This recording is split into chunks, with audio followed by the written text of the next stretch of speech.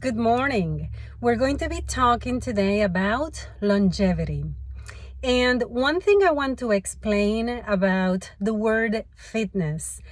I was very careful when I started my page of fitness for CPTSD on Facebook and then the YouTube because I wanted to steer away from the term exercise or exercising for CPTSD.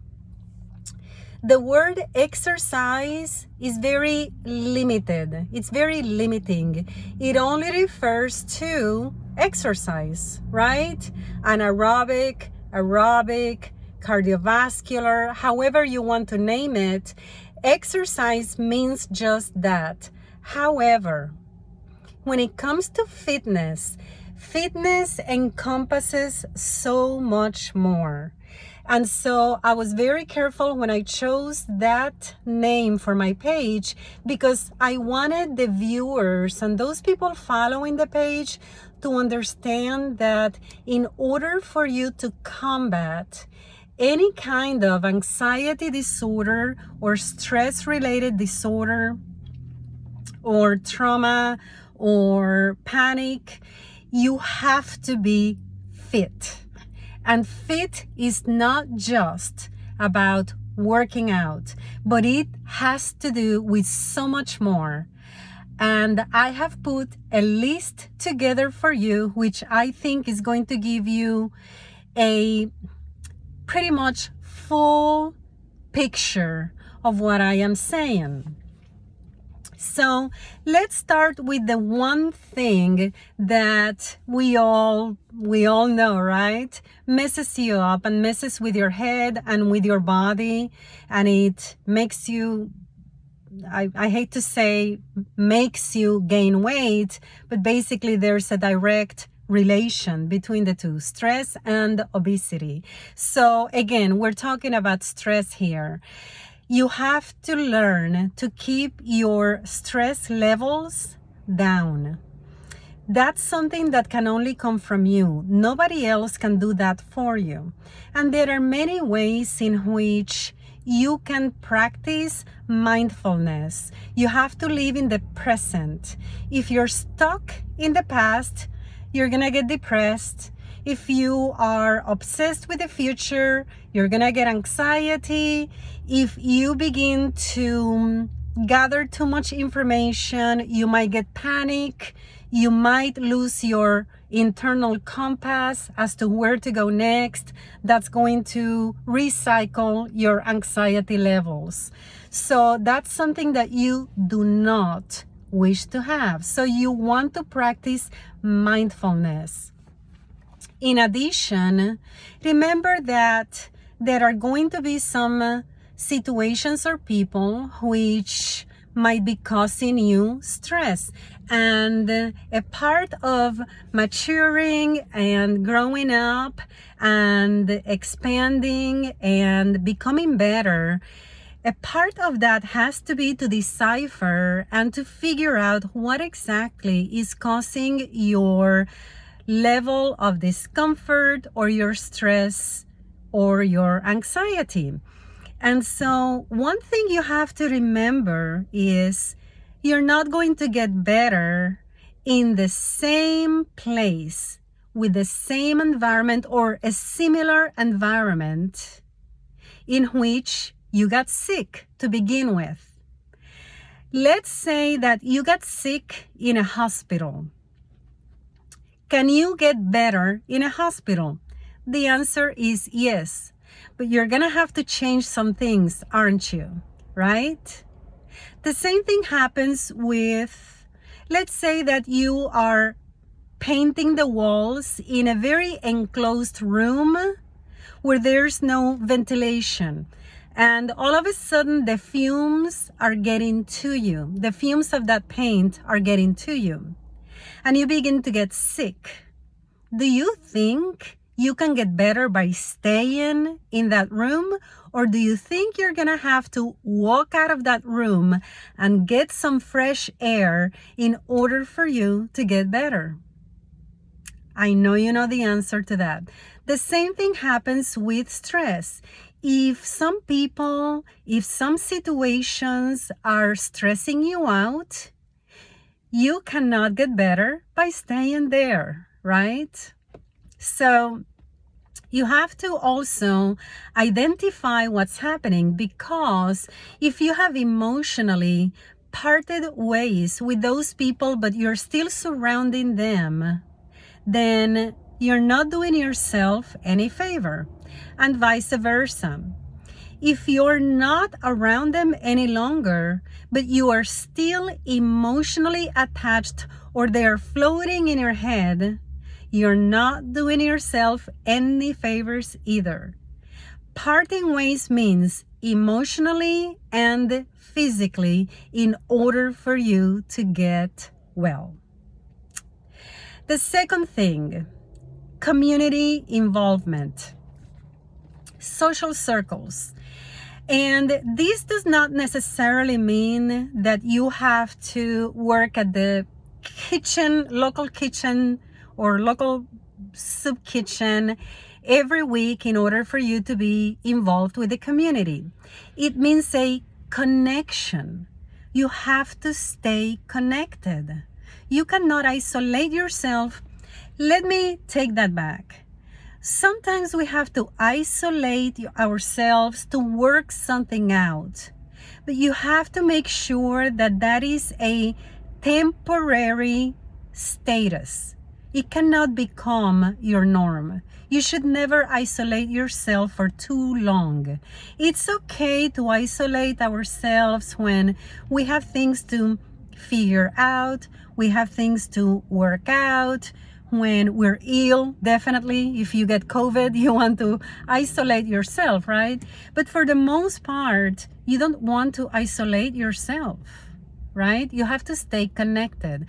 And so getting involved in community events, going to the local church and spending some time in the kitchen with, with the parishioners or the people who go to that church, and taking a class, with other people your age, with your peers, doing things of that nature keep you connected. And that's what I mean by community involvement. Recently there was a study done on people who lived in steep villages. Okay, and basically these villages in these very isolated, remote countries, they had all these steps to get to for these people to get to their villages and to their homes. But these hills were pretty steep, and it was found out that those people were living much longer than the rest of the people in the world. And it had to do with all the walking these people were doing. They were getting to be 100, 103, 105 in very good health. They played musical instruments, they sang, they danced, they were happy, they were healthy. They were getting to live more than 100 years. And in part, it was because of all the walking they were doing to get to their homes every day. It forced them to move their bodies. So this is very important to remember. Exercise, walking, running bicycle, swimming, just exercising. Another thing is nutrition. If you are eating lots of proteins, but you're not getting enough carbs because you want to build muscle, and so you're eating a lot of proteins, but you are lacking in other areas, or maybe you're not getting enough salt in your diet, maybe not even enough sugar in your diet, or maybe you need some more carbohydrates in your diet, then you're not getting a balanced nutrition, and eventually your body and your mind will suffer whatever time it takes. But your body has a way of letting you know you need vitamin D, or you are shortchanging me in whatever it is. You have to have a balanced diet. And balanced means eating of every group, every food group. Now, what I have discovered in my many years of researching how to get better from my stress disorder was that the one lethal thing that you can consume and that your body will definitely, and your mind will let you know you're doing wrong, is when you consume too much sugar. Sugar is lethal. It is directly related to cardiac disease and to many other problems. So when it comes to sugars, if there's one thing that I would say that you should consume below the average would be sugars, because when it comes to carbohydrates, proteins, vegetables and fruits, that's all good, even sugars. But sugars can really do you in, especially when you put that together with stress. Stress and sugar together will kill you sooner than later. So here's another one. Cognitive skills. In order for you to have good, healthy cognitive skills, you really have to engage your brain. And for those of you who are stickers and split hairs about terminology, of course you are engaging your brain every minute of the hour. We know that, right? But that's not what I'm talking about. When you engage your brain, you are actively and purposely learning something new.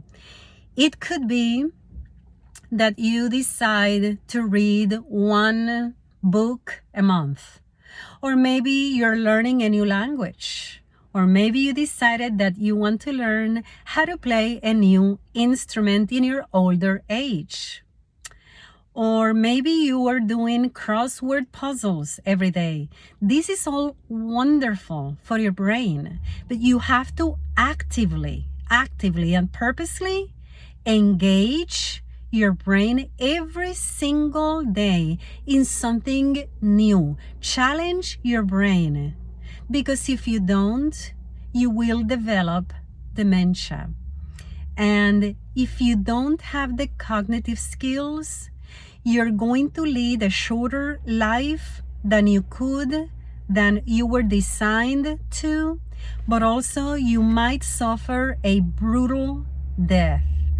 And when I refer to a brutal death, I think that being bedridden, when you cannot do the very basic things for yourself, and somebody has to wipe you after they help you swallow food, and somebody has to help you to do the very basic things like brushing your own hair, showering, getting up, things of that nature, you're not living a life of quality and the life you deserve.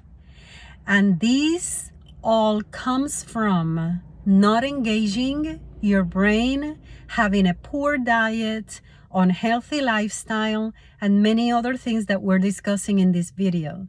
But what I'm saying is there are many ways which will help you live longer than 90, 100 years in a healthy way. If you are bedridden and you cannot get up and you cannot identify the people who are surrounding you, you cannot even recognize your own spouse or your own children, this is not a way to spend your last years or your last days. You can avoid that, and you can live a life of quality until the very end by just being proactive and doing right by your body and your mind. Another thing is social media. There are some things we definitely cannot help, right? But what your mind is allowing in, taking in, you can control that. When it comes to social media, what I would love for you to do is the following. Every single time that you see something, I want you to think this is an illusion. It is a very polished and well put together thing in a platform because they're trying to sell me something. If you begin with that premise that what you're looking at is not what it seems to be, but it's a well orchestrated, beautifully polished thing you're looking at, you're going to be fine. But if you believe what your eyes see, you're going to be in trouble. And your brain is absorbing more than it should. A lot of it is garbage. It is said that America is, if not the most, it is one of the most stressed countries in the entire world, in huge part because of its social media. There are people who go on social media to compare their very own lives with others. And this is so sad when I see that. It is an insecurity that plagues some people. They really, unfortunately, believe what they're listening to and what they're looking at. And then they compare, oh dear, this person is so much more ahead of me. Or vice versa. It could be the opposite. But it is not true. A lot of people who have the content are hiring powerhouses to push their agenda.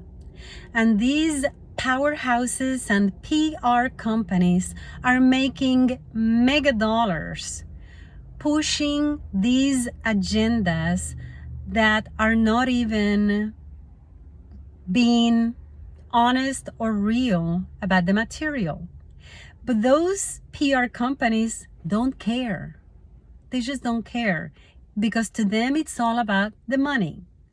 So these companies are manipulating numbers. They're coming up with fake numbers.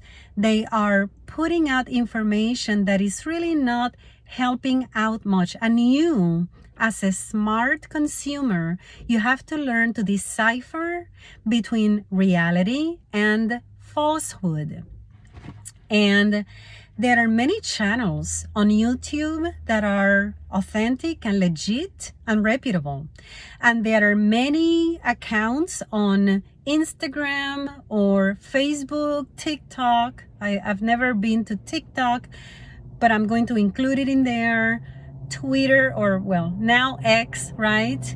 Which are reputable, legit, but you have to learn to decipher between the two because it can really occupy space in your head and it's just a waste. It's garbage. It's absolute garbage. And you might be thinking at this point, well, you're on YouTube. You're on this channel. There's a difference because, for instance, this channel and my Instagram account, as well as my Facebook, everything I put out there is real. In other words, I am not interested in really spending money paying someone else to promote my work. And so I do promote my own books because I sell books on Amazon. However, I do not use deceit and lies to promote my product. When you go to my Instagram account, I don't use a model to show you the type of exercise that I'm trying to show you. I am using myself. And I am not doctoring or manipulating those videos or photos. I'm not removing anything from my body or my legs or my face or my hair. Absolutely nothing. What you see is what it is. Not all channels and not all accounts follow the same ethics. And so you have to learn to decipher between reality and falsehood, and between information that is just filling your head with nothingness and information that is going to help you keep your stress levels down. Another thing, and the last one that is extremely important, I cannot put enough emphasis on, is sleep. Sleeping will recharge you. It's like food, fuel for your body and your mind. If you're sleeping 5-6 hours per night on and off, and you're getting up 5-6 times a night, you're not getting enough rest. You are damaging your brain cells, and it's going to harm your body. Mind and body work together. We have to rest. We have to take naps. We have to recharge. And there's no other way to get around it. And I truly cannot put enough emphasis on sleep. Sleeping is extremely important. Anybody who brags about functioning after only 4 or 5 hours of sleep is fooling himself and attempting to fool you. Don't fall for it. You need between 7 and 8 hours of sleep, if possible 9. 6 hours is too little for most people, if not all people. I hate to use absolute words such as all for all people, and I'm trying to steer away from that. But if I could use an absolute, it would be about sleep. We all need between 7 and 8 hours of sleep to function at our best. And just one more note on humans. Humans are the most beautiful, yet most convoluted and complex and misunderstood and mysterious machines ever created. Our bodies and our minds were designed to be connected and to work together. You cannot separate your body from your mind. If you're obese, your mind is suffering. If you're suffering with a stress disorder, your body is suffering. And I know, without knowing you, that your body is letting you know that your stress disorder is shortening your life. I know you know, and without even knowing you personally, I already know this. Why? Because many years ago, I went through a very bad time in my life. I had a stress disorder, and it was not fun, and it was one unhealthy couple of years or number of years, and I would never want to go back to that. And because of that, I put out these videos. When I was going through it over 20 years ago, for a few years or a couple of years, we did not have Google, we didn't have Facebook, we didn't have Instagram, TikTok, X, YouTube, none of it. So I had to do without. How did I do it? I began to exercise. I began to run. I began to watch what I was consuming. I began to do those things about which I was reading, book after book after book. gave me the template for staying healthy. And over 20 years later, here I am to tell you, you can reverse most of the damage caused by stress disorders. But you have to be proactive and you have to do your own research. You have to do your own research, especially when you're listening to channels like mine, because I am not a medical doctor and this is not medical advice and I am not in the psychology world. I really am not putting out the information as medical advice or anything of it, but this is sharing information with you because I know that it works. I am testimony to it. I hope you have a great rest of the week, and remember, the world is a much better place because you are in it.